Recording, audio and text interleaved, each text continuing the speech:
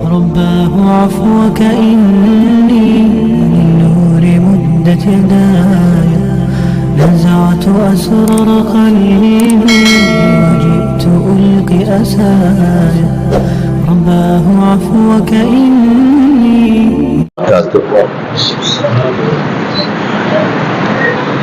الحمد لله الذي خلق الأرض والسماوات العلى الحمد لله الذي على العرش استوى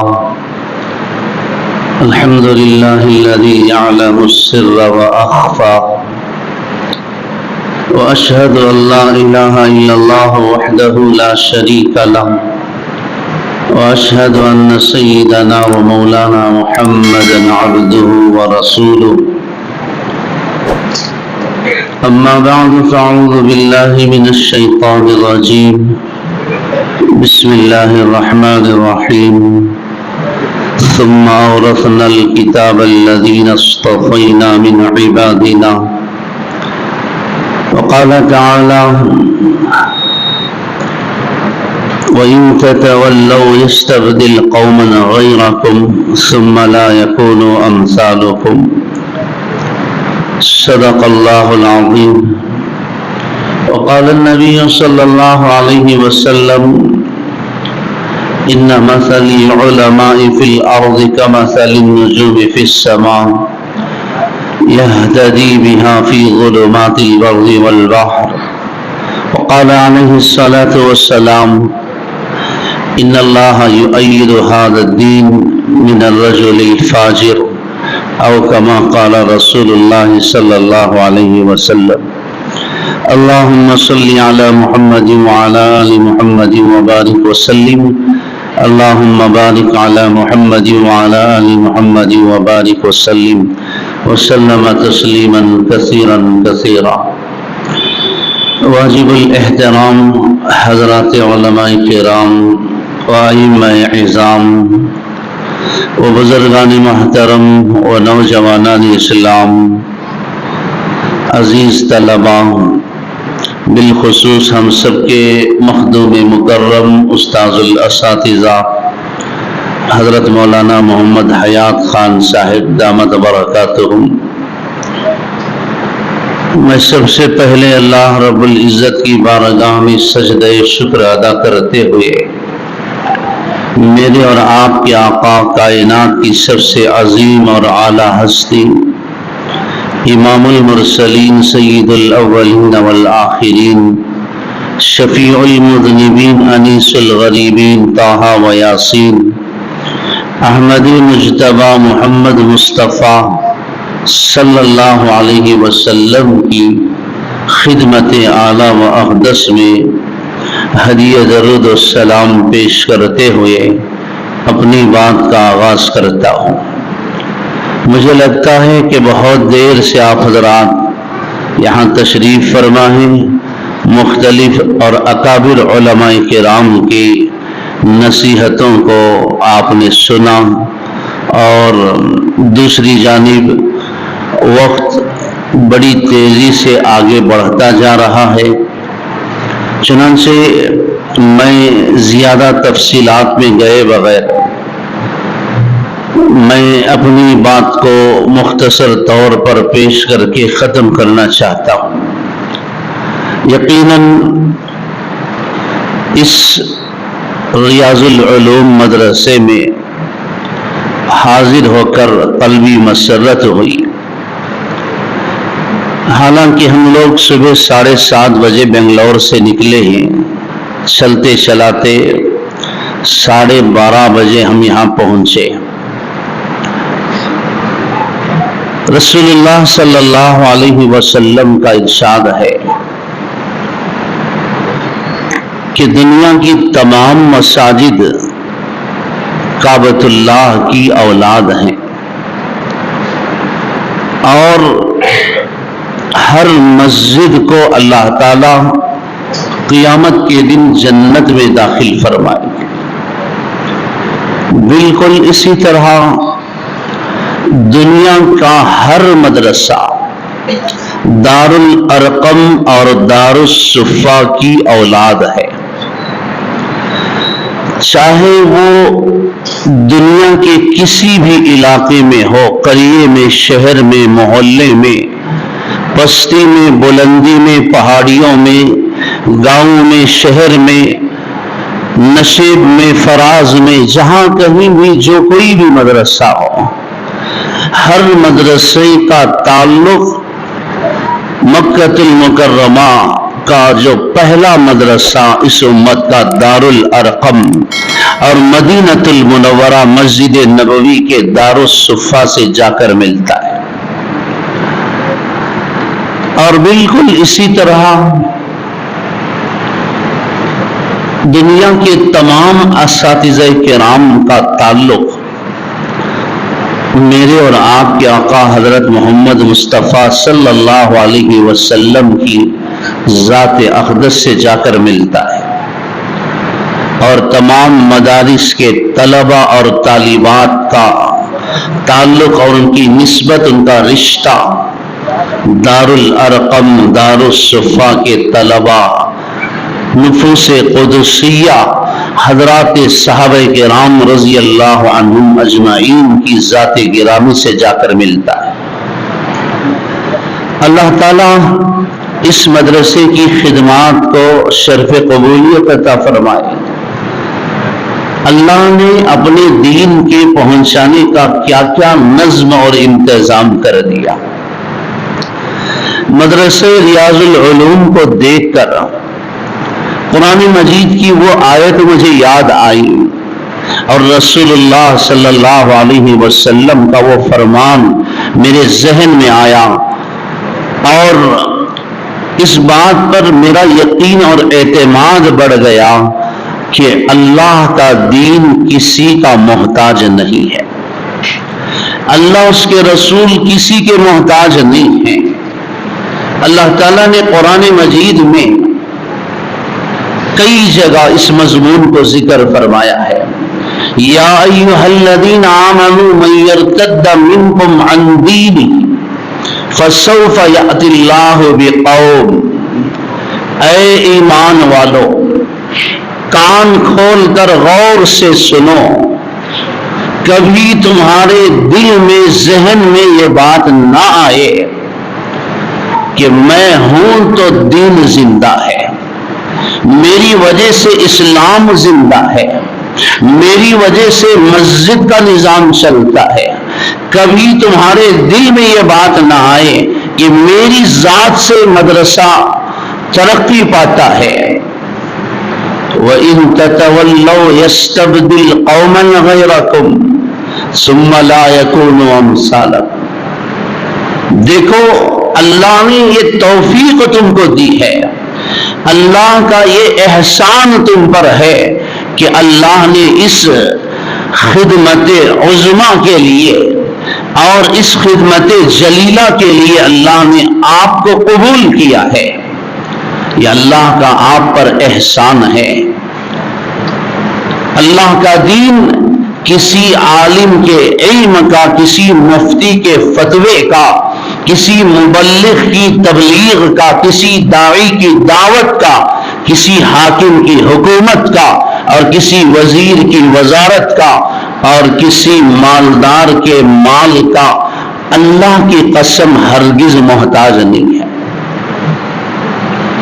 اللہ تعالیٰ نے قرآن مجید میں یہ بتایا ہے، میں نے تم کو یہ موقع دیا ہے، اگر تم اس سے روگردانی کرو گے، اس سے پسو پیش ہو کر ٹال مٹول کرو گے، اگر اس خدمت کو انجام دینے سے پیٹ پھیرو گے، تو یاد رکھو اللہ اس کے رسول کا کوئی نقصان ہونے والا نہیں ہے.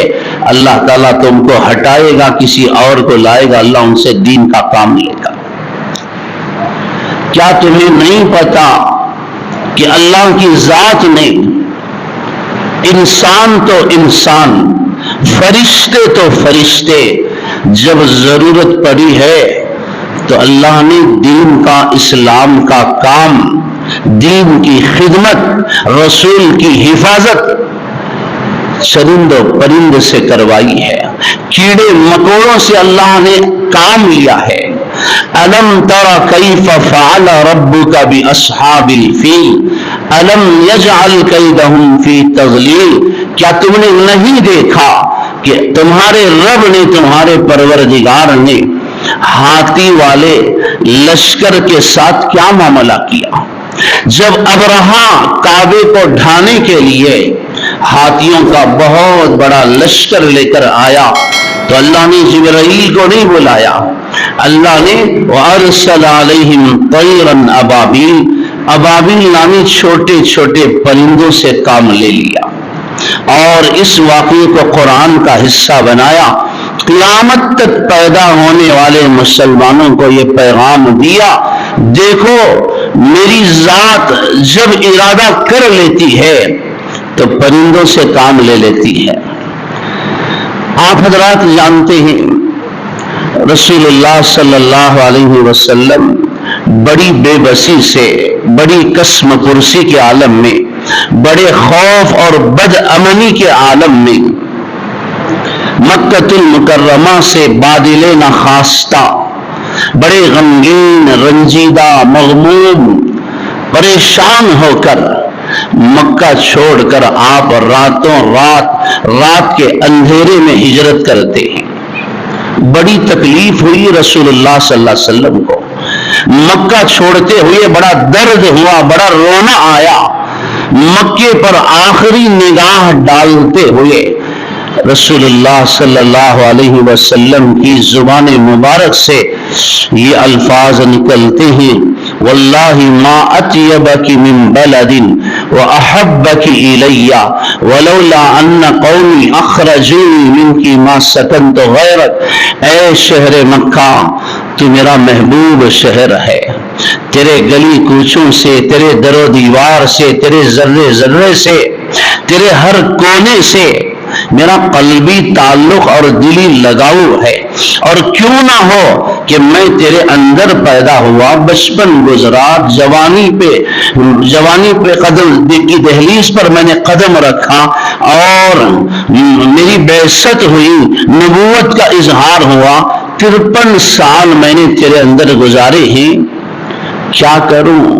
آج میرے اپنے ہی مجھے اس شہر کو چھوڑ کر جانے پر مجبور کر رہے ہیں۔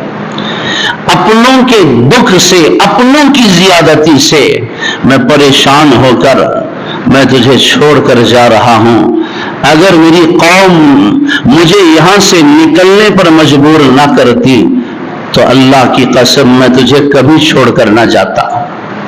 یہ کہہ کر اللہ کے رسول صلی اللہ علیہ وسلم کو رونا آ گیا، آپ کی آنکھوں سے آنسو نکل پڑے۔ جبرائیل قرآن کی آیت لے کر آ گئے، ان الذی فرض علیک القرآن لرادک الی معاد۔ اے میرے حبیب صلی اللہ علیہ وسلم، وطن کو چھوڑتے ہوئے بڑی تکلیف ہو رہی ہے، مکے کی جدائی آپ کے لیے ناقابل برداشت بنتی جا رہی ہے، اور مکے سے جدا ہونا آپ پر بڑا شاق گزر رہا ہے، بڑا درد آپ محسوس کر رہے ہیں مکے کو چھوڑتے ہوئے۔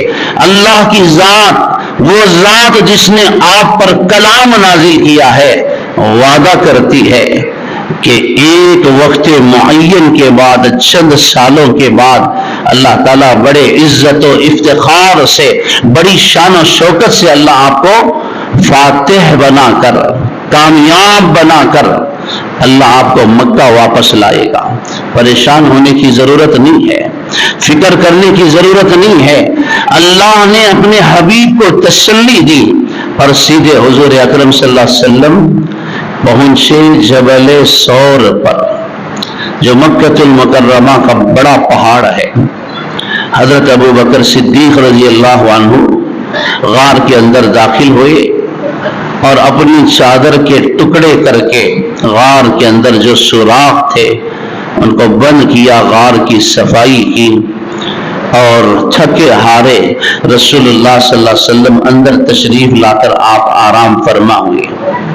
تھوڑی دیر گزری تھی، حضرت ابو بکر صدیق رضی اللہ تعالیٰ عنہ رونے لگے، اور ان کے آنسوؤں کا قطرہ رخسار نبی پر پڑا اور آپ جاگ گئے. پوچھا ما یبکی کی یا ابا بکر، ابو بکر کیوں روتا ہے، کیا تکلیف ہے، کیا درد ہے، کیا پریشانی ہے؟ حضرت ابو بکر صدیق رضی اللہ عنہ نے عرض کیا یا رسول اللہ صلی اللہ علیہ وسلم، یہ دیکھیے کفار و مشرکین کے پیر مجھے نظر آ رہے ہیں، ان کی آواز ہمارے کانوں میں پڑ رہی ہے. یا رسول اللہ صلی اللہ علیہ وسلم اب تو ہم پکڑے گئے، یہ لوگ جھانک کر بھی دیکھیں گے تو ہم ان کو نظر آ جائیں گے. یہ دیکھیے ان کے پیر مجھے نظر آ رہے ہیں. رسول اللہ صلی اللہ علیہ وسلم نے اس وقت ابو بکر صدیق رضی اللہ عنہ کو تسلی دیتے ہوئے فرمایا ما ظنک یا ابا بکر اثنین اللہ ثالثہما، اے ابو بکر ان دو بندوں کے متعلق تیری کیا رائے ہے جن دو کے ساتھ تیسرا اللہ ہے؟ تو کیا سمجھتا ہے کہ اللہ یہاں لا کر مجھے اور تجھے کفار و مشرکین کے حوالے کر دے گا؟ ابو بکر اللہ کے حکم سے، اللہ کی اجازت سے میں نے مکے کو چھوڑا ہے. لا تحزن ان اللہ معانا، ابو بکر فکر نہ کر، آنسو مت بہا، پریشان مت ہو، بے شک اللہ ہماری حفاظت کرے گا، اللہ ہمارے ساتھ ہے، اللہ کی اجازت سے میں یہاں ہجرت کر آیا ہوں.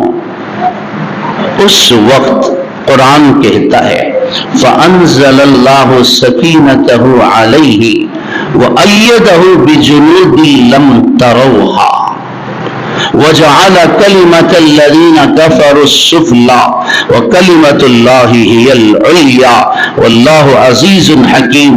کفار و مشرکین غار کے منہ پر کھڑے ہیں، نبی اور یار غار کے اندر موجود ہیں.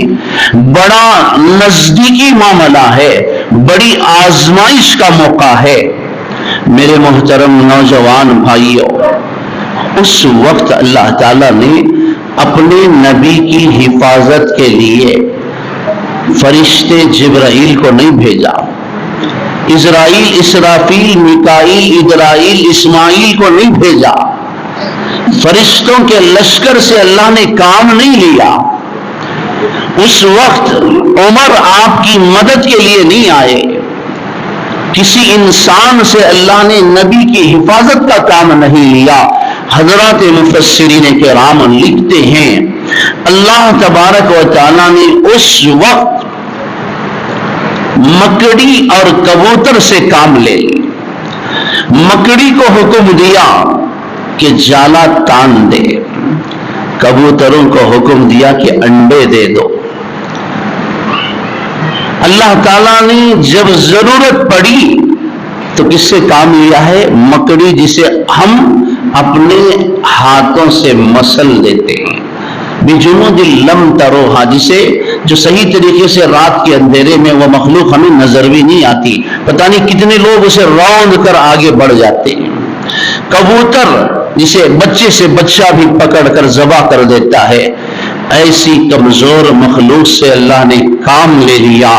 اللہ نے یہ پیغام دیا ہے، اللہ نے سمجھایا ہے، قیامت تک پیدا ہونے والی انسانیت کو یہ پیغام دیا ہے کہ اللہ اس کے رسول تمہارے مال کے، تمہارے علم کے، تمہاری طاقت کے، تمہارے اثر و رسوخ کے، تمہارے عہدے اور منصب کے، تمہارے تعاون اور تمہاری مدد کے کوئی محتاج نہیں ہے.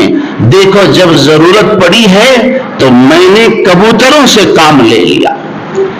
اب جب مکڑی نے وہ کام کیا تو اللہ نے، اللہ کی ذات سب سے زیادہ انسان کے عمل کی، ان کی نیکی کی قدر کرتی ہے.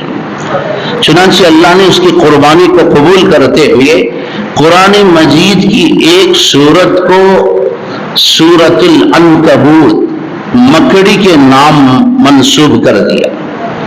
اور جب کبوتروں نے نبی کی حفاظت کا ذمہ لیا تو اللہ تعالیٰ نے ان کو ایسی عزت عطا فرمائی. حضرت شاہ عبد الحق محدث رحمت اللہ علیہ لکھتے ہیں بہت سارے احباب جنہوں نے حج اور عمرے کیے ہیں انہوں نے دیکھا ہوگا کہ جیسے ہی آپ حرم سے باہر آتے ہیں سب سے پہلے آپ کو کبوتر نظر آتے ہیں اور لوگ بڑی محبت سے بہت زیادہ سوؤں کی ہزاروں کی تعداد میں کبوتر جو ہوتے ہیں بڑی محبت سے ان کو دانہ ڈالتے ہیں. تو حرمین شریفین میں کبوتروں کی کثیر تعداد ہے. حضرت شاہ عبد الحق محدث رحمت اللہ علیہ لکھتے ہیں یہ جو کبوتر حرمین شریفین کے باہر ہیں یہ کبوتر اسی کبوتر کی نسل ہے, اسی جوڑے کی یہ اولاد ہے جس جوڑے نے اللہ کے نبی کی حفاظت کی تھی. آج اللہ نے ان کو کیا عزت دی. اللہ نے حجاج کرام سے کہا کہ خبردار اگر ان کبوتروں پر ہتھیار تو بہت دور کی بات, چھری تو بہت دور کی بات, ہاتھ اٹھانا تو بہت دور کی بات, ان پر ٹیڑھی نگاہ بھی ڈالو گے تو تمہارا حج برباد ہو جائے گا, دم لازم آ جائے گا. اگر تم نے ان کبوتروں کو چھوا اور ان کو مارا, ان پر ہاتھ اٹھایا تو تمہارا حج ناقص اور نامکمل ہو جائے گا. بڑی محبت سے لوگ ان کو دانہ ڈالتے ہیں. ہر حاجی یہ چاہتا ہے کہ وہ کبوتر ان کا دانہ کھائے. میرے محترم بھائیوں, حضرت شاہ عبد الحق محدث رحمت اللہ علیہ لکھتے ہیں جب ایک پرندہ اپنے نبی کی حفاظت کے لیے کھڑا ہوتا ہے تو اللہ اس کے نسلوں کو خوشحال کر دیتے ہیں, اللہ اس کے نسلوں کی حفاظت کرتے ہیں, اللہ اسے بے حساب روزی دیتے ہیں. کیا ارادہ ہے اے مسلمانوں, آج اگر تم مدارس عربیہ کی مدد کرو گے, مساجد کو تعمیر کرو گے, مدارس کا تعاون کرو گے, یہ مہمانان رسول ان اہل اللہ اہل قرآن کا تعاون کرو گے, ان سے محبت کرو گے, ان کی ضروریات کا تکفل کرو گے, ان بچوں کی ذمہ داری لوگے, تو کیا ارادہ ہے. اللہ نے آپ کو تو لقد خلقنا الانسان فی احسن تقویم, اللہ نے تمہیں اشرف المخلوق بنا کر پیدا کیا ہے. جب اللہ تعالیٰ پرندوں کی حفاظت کرتا ہے اور دین کی خدمت کرنے, نبی کی حفاظت کرنے, دین اسلام کی تائید کرنے پر اللہ ان کی نسلوں کو خوشحال رکھتا ہے, تو کیا اللہ تمہاری قربانی کو ضائع کر دے گا. ان اللہ لا یضیع اجر المؤمنین, بے شک اللہ مومنوں کے اجر کو ضائع نہیں کرتا. من عمل صالحا من ذکر او انثى وهو مؤمن فلنحيينه حیاتا طیبا وَلَنَجْزِيَنَّهُمْ أَجْرَهُمْ بِأَحْسَنِ مَا كَانُوا يَعْمَلُونَ. جو کوئی بھی نیکی کرے گا قربانی دے گا, چاہے مرد ہو یا عورت, اللہ اسے دنیا میں بھی عزت کی خوشحالی کی زندگی عطا فرمائیں گے اور آخرت کا اجر اس سے بہت بڑا ہے. کیا آج ہم جو جلسے میں حاضر ہوئے ہیں کیا یہ ہم لوگوں کا فرض نہیں ہے؟ کیا یہ ہم لوگوں کی ذمہ داری نہیں ہے؟ کیا مدارس کا نظام چلانا صرف محترم صاحب کی ذمہ داری ہے؟ پھر ہم کیا کریں گے؟ ہم اللہ کے دربار میں کیا جواب دیں گے؟ ہم ایسے اسلاف سے ہمارا تعلق ہے جن کی سخاوت, جن کے خیرات پر اللہ کی جانب سے عرش سے سلام آتا تھا. وَسَيُجَنَّبُهَا الْأَتْقَى الَّذِي يُؤْتِي مَالَهُ يَتَزَكَّى وَمَا لِأَحَدٍ عِندَهُ مِن نِّعْمَةٍ تُجْزَى إِلَّا ابْتِغَاءَ وَجْهِ رَبِّهِ الْأَعْلَى وَلَسَوْفَ يَرْضَى. کتنی آیتیں میں آپ کے سامنے پڑھ سکتا ہوں. صحابہ کرام نے خیرات پیش کی, فی سبیل اللہ اپنے مال کو لا کر رسول اللہ صلی اللہ علیہ وسلم کے قدموں میں ڈال دیا. ان کی سخاوت نے عرش کو ہلا دیا, جبرائیل کو بھیج دیا, قرآن کو اتار دیا. وَيُؤْثِرُونَ عَلَىٰ أَنفُسِهِمْ وَلَوْ كَانَ بِهِمْ خَصَاصَةٌ. اللہ تعالیٰ صحابہ کی جو صفت ہے اور ان کی جو سیرت ہے، ان کا جو کردار ہے، ان کے جو اطوار ہے، اللہ تعالیٰ اسے قرآن کا حصہ بناتے ہیں۔ یہ صحابہ ایسے ہیں، اپنے آپ کو یہ مارتے ہیں، اپنی حاجتوں کو یہ دباتے ہیں، یہ خود ضرورت مند حاجت مند ہوتے ہیں لیکن یہ دوسروں کی مدد کرتے ہیں۔ حضرات صحابہ کرام سے بڑھ کر اس امت میں کوئی اور سخی نہیں ہو سکتا، جن کے جواب پر بھی فرشتے شرما جاتے تھے۔ غزوہ تبوک کا موقع ہے، یہ کیا گرمی یہاں پڑ رہی ہوگی جو آج ہمارے اس گاؤں میں جو گرمی کا موسم ہے وہ تو تبوک کا میدان ہے۔ بڑی سخت ترین گرمی میں رسول اللہ صلی اللہ علیہ وسلم اعلان فرماتے ہیں کہ لوگوں، آج اسلام کے لیے تمہارے جانوں کے ساتھ ساتھ تمہارے مال کی بھی ضرورت ہے۔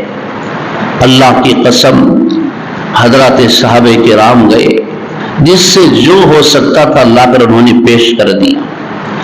حضرت ابو بکر صدیق رضی اللہ عنہ گھر جاتے ہیں، دیکھتے ہیں، پورے گھر کا جائزہ لیتے ہیں۔ فقر و فاقے کا دور ہے، تنگی کا دور ہے، معیشت کی تنگی ہے۔ مولانا محترم فرما رہے تھے، جو حالات صحابہ کرام پر آئے، اللہ کی قسم قیامت تک وہ حالات کسی پر نہیں آئیں گے۔ جن آزمائشوں سے صحابہ کرام گزرے ہیں، اللہ کی قسم امت میں کوئی ان آزمائشوں سے نہیں گزرے گا۔ حضرت ابو ہریرہ رضی اللہ تعالیٰ عنہ فرماتے ہیں، میں مدرسے سے نکلتا تھا گھر جانے کے لیے، دارالصفا کے ممتاز طالب علم حضرت ابو ہریرہ رضی اللہ تعالیٰ عنہ فرماتے ہیں، میں مسجد نبوی سے دارالصفا مدرسے سے نکلتا گھر پہنچنے کے لیے، چلتے چلتے بھوک کی وجہ سے، تکلیف کی وجہ سے میں بے ہوش ہو کر گر پڑتا۔ لوگ یہ سمجھتے کہ میں بیمار ہوں، اور اس دور میں مرگی جو بیماری ہے، جس آدمی کو جسے فکس کہتے ہیں، اس بیماری مرگی کا وہ دور، وہ اس دور میں اس بیمار کا علاج لوگ اس طرح کرتے تھے کہ اس کی گردن کو رون کر اس کے گردن پر پیر رکھ کر چلتے تھے، جس کی وجہ سے اس کی وہ بیماری دور ہو جاتی تھی۔ حضرت ابو ہریرہ رضی اللہ تعالیٰ عنہ فرماتے ہیں، لوگ میری گردن پر پیر رکھ کر چلتے تھے کہ مجھ پر مرگی کا دورہ پڑا ہے، میں بے ہوش پڑا ہوں۔ حالانکہ سچائی تو یہ تھی کہ مجھے کوئی بیماری نہیں ہوتی تھی، بھوک کی وجہ سے میں بے ہوش ہو کر گر پڑتا تھا۔ اللہ کی قسم، آج کسی مدرسے کا کوئی طالب علم ایک دن کا فاقہ بھی اللہ اس پر نہیں لاتے، اللہ کا احسان ہے۔ کوئی طالب علم اتنی حالتوں سے نہیں گزرتا۔ رسول اللہ صلی اللہ علیہ وسلم فرماتے ہیں، جو حالات مجھ پر آئے میری امت پر کبھی نہیں آئیں گے۔ حضرت نے فرمایا، غزوہ خندق کا موقع، خندق کھود رہے ہیں، کھدائی کا کام چل رہا ہے، 40 ہاتھ زمین 10 صحابہ کرام کے حوالے فرمائی ہے رسول اللہ صلی اللہ علیہ وسلم نے۔ ایک صحابی آئے، یا رسول اللہ صلی اللہ علیہ وسلم 3 دن ہو گئے میں نے کچھ نہیں کھایا، بڑی تکلیف ہے، یہ دیکھیے میں نے پتھر باندھ رکھا ہے اپنے پیٹ پر۔ اس دور میں مدینہ المنورہ میں خاص قسم کا پتھر ہوتا تھا، لوگ بھوک کی تکلیف سے بچنے کے لیے اس پتھر کو پیٹ پر باندھ لیتے۔ ان صحابی نے اپنا کرتا اٹھا کر دکھایا کہ رسول اللہ مجھے تکلیف ہے، میں نے پیٹ پر پتھر باندھا ہے۔ رسول اللہ صلی اللہ علیہ وسلم نے کچھ نہیں فرمایا، بس آپ نے اپنا کرتا اٹھا کر دکھایا، وہ صحابی روتے ہوئے چلے گئے۔ کیا دیکھا کہ اللہ کے رسول صلی اللہ علیہ وسلم کے پیٹ پر 2 پتھر ہیں۔ رسول اللہ صلی اللہ علیہ وسلم فرماتے ہیں، میری امت کا سب سے بڑا فقیر میں ہی ہوں، مجھ سے بڑا فقیر میری امت میں کوئی اور نہیں پیدا ہوگا۔ میں جتنا بھوکا اور پیاسا رہ کر جاؤں گا، مجھ سے بڑا بھوکا میری امت میں کوئی اور نہیں پیدا ہوگا۔ اللہ کا شکر ہے، اللہ کا احسان ہے، پیٹ پر پتھر باندھ کر رسول اللہ صلی اللہ علیہ وسلم نے اس دین کی حفاظت کی ہے، اس امانت کو ہم تک پہنچایا ہے۔ میں سمجھتا ہوں کہ یہاں کوئی بندہ ایسا نہیں ہوگا کہ جس پر ایسے حالات آئے ہوں۔ میرے محترم بھائیوں، مدارس کو تعمیر کرنے والے کر تو دیتے ہیں، لیکن اسے پروان چڑھانا، اسے ترقی دینا، اس کا تعاون کرنا، اس کی ضروریات کا احساس کرنا، یہ بھی مقامی لوگوں کی ذمہ داری پڑتی ہے، اور مومن و مسلمان کے فرائض میں یہ بھی داخل اور شامل ہے۔ اللہ نے جہاں آپ کو دولت دی ہے، حیثیت دی ہے، استطاعت عطا فرمائی ہے، مدارس کو آباد رکھو گے، یاد رکھنا اللہ کبھی آپ کو ضائع نہیں کرے گا۔ جو بھی مساجد اور مدارس کا تعاون کرتا ہے، مدد کرتا ہے، اللہ اس کی نسلوں کو خوشحال کر دیتے ہیں۔ ہم لوگ تو حافظ قرآن نہیں بن سکے، قوم کے بچے آپ کے سامنے ہیں، قوم کی یہ نسلیں آپ کے سامنے ہیں۔ میں مسجد کے محراب میں بیٹھ کر آپ کو یہ یقین دلانا چاہتا ہوں، آپ خود حافظ قرآن نہیں بن سکے، اپنے بچوں کو نہیں پڑھا سکے، قوم کے یہ بچے بھی آپ کے بچے ہیں۔ ان بچوں کا ہاتھ تھامیں، ان کا تعاون کریں۔ آج ان بچوں کی ذمہ داری لیں، انشاءاللہ اللہ کی عزت اور جلالت کی قسم، یہ بچے حافظ قرآن ہو کر قیامت کے دن آپ کا ہاتھ پکڑ کر جنت میں لے کر چلے جائیں۔ اللہ کسی کو یہ عزت نہیں دیتا۔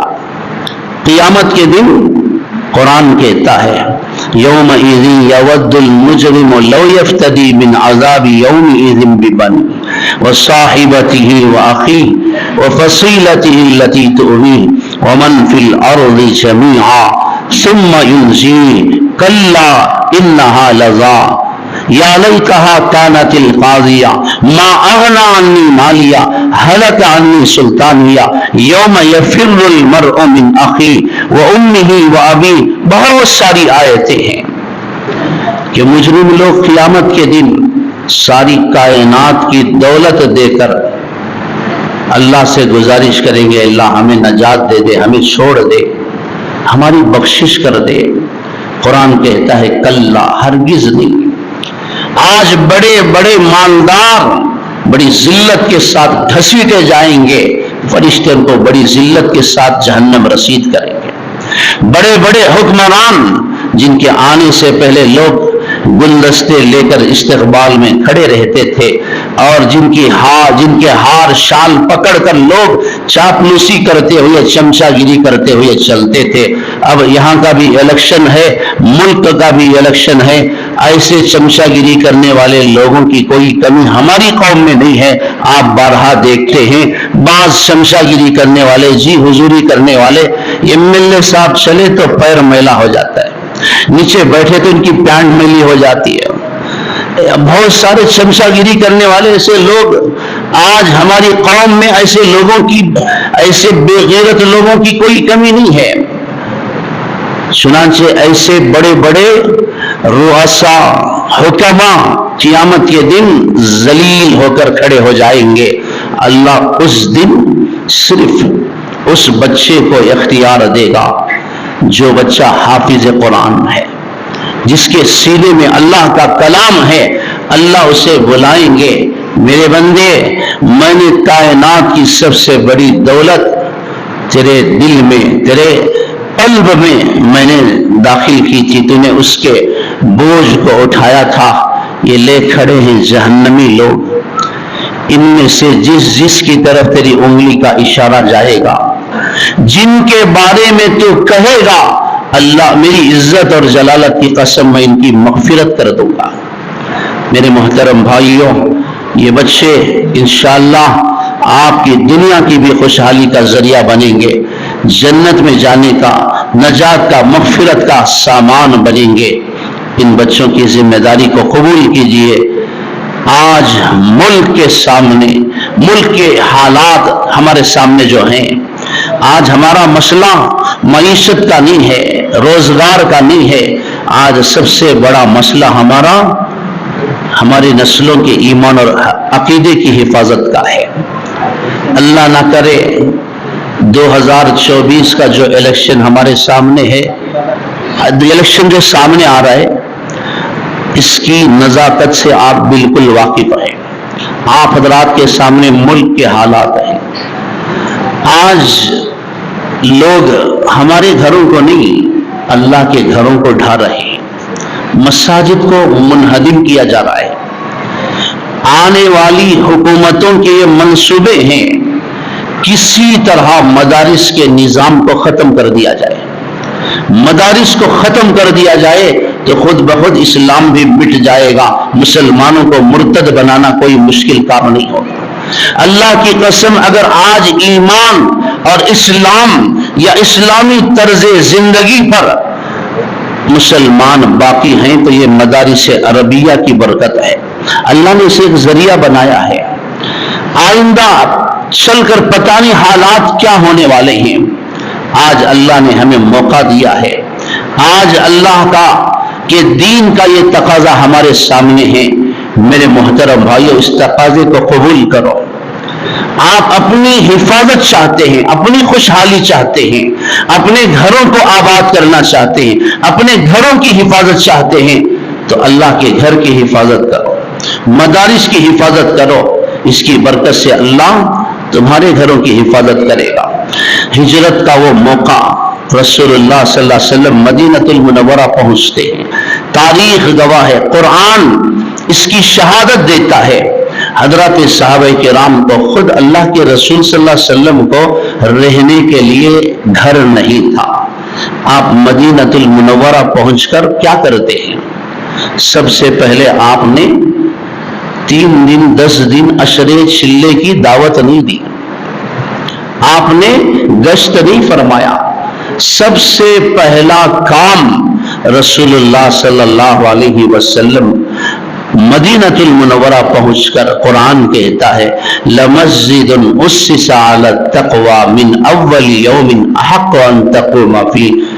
اللہ کے رسول مسجد کو تعمیر فرماتے ہیں، مسجد قباء اور مسجد نبوی کی تعمیر فرماتے ہیں، اور اس میں خود ایک مزدور کی طرح کام کرتے ہیں، اور قیامت تک کے مسلمانوں کو یہ پیغام دیتے ہیں کہ دیکھو، اپنے گھروں کو، اپنے شہروں کو، اپنے کھیت کھلیان کو، اپنے مال و دولت کو، اپنے کاروبار کو آباد کرنا چاہتے ہو، خوشحال بنانا چاہتے ہو، محفوظ رکھنا چاہتے ہو، تو اللہ کے گھر کی حفاظت کرو، اللہ کے گھر کا تعاون کرو، خود بخود تمہارے شہر آباد ہوں گے۔ کعبۃ اللہ تعمیر ہوا، پوری دنیا آباد ہو گئی۔ آج ہمیں اس کا احساس نہیں ہوگا، آج اس کی قدر و قیمت کا ہمیں پتہ نہیں چلے گا۔ دیکھیے، ایک بچے کو آپ پڑھائیں گے، اب یہ جا کر پتہ نہیں قوم کے، امت کے کتنے بچوں کو تعلیم دیں گے۔ ہم نہیں رہیں گے، لیکن یہ سلسلہ چلتا رہے گا۔ وہ بچہ، اس کی وجہ سے جتنے ہزار طلبہ علم حاصل کریں گے، اس کا ذریعہ بنیں گے۔ اللہ کی قسم، ہم قبروں میں ہوں گے، ان بچوں کی تلاوت کا اجر ہمیں قبروں میں اللہ تعالیٰ پہنچاتا رہے گا۔ حضرت مطرف بن شخیر رحمت اللہ علیہ ایک بزرگ ہیں، اللہ والے ہیں، رات کو سوتے ہیں، خواب دیکھتے ہیں کہ قبرستان کے مردے اٹھ کر کوئی چیز تقسیم ہو رہی ہے، لائن لگا کر قطار میں کھڑے ہیں، چیز تقسیم ہو رہی ہے، لے رہے ہیں، لیکن نگاہ پڑتی ہے ایک قبر کے مردے پر، وہ صاحب قبر آرام سے بیٹھے۔ حضرت نے اسے پوچھا کہ بھائی، یہ لوگ سارے لائن میں قطار باندھ کر کھڑے ہیں، اور وہ جو چیز تقسیم ہو رہی ہے حاصل کرنے کی کوشش کر رہے، آپ یہاں آرام سے بیٹھے ہیں۔ انہوں نے کہا، نہیں، مجھے وہاں جانے کی ضرورت نہیں، فرشتے خود بخود مجھے وہ چیز میری قبر میں پہنچاتے۔ حضرت نے پوچھا، وہ کیسے؟ تمہاری نیکی کیا ہے؟ اللہ نے تمہیں یہ عزت کیوں دی ہے؟ تو صاحب قبر نے کہا کہ میں نے اپنے بچے کو حافظ قرآن بنایا ہے، وہ بچہ بیٹھ کر قرآن کی تلاوت کرتا ہے، اللہ قبر میں میری عزت فرماتے ہیں۔ اگر آپ ان بچوں کی ذمہ داری لیں گے انشاءاللہ، قبروں میں آپ کے مرحومین خوش ہو جائیں گے، اور جلد یا بدیر آج نہیں تو کل ہم کو بھی قبروں میں جا کر سونا ہے۔ بس میں انہی چند ٹوٹے پھوٹے کلمات کے ساتھ دل کی گہرائیوں کے ساتھ مبارکباد پیش کرتا ہوں ان کامیاب طلباء کو، ان کے والدین کو، اور مدرسے کے محتمم صاحب کو، اساتذہ کرام کو، خدمت گزاروں کو، معاونین کو، ذمہ داروں کو۔ اللہ تمام کی خدمات جلیلہ کو شرف قبولیت عطا فرمائے۔ اللہ آپ کی دنیا کو بھی آباد رکھے اور آخرت کو بھی آباد رکھے۔ وآخر دعوانا الحمدللہ رب العالمین۔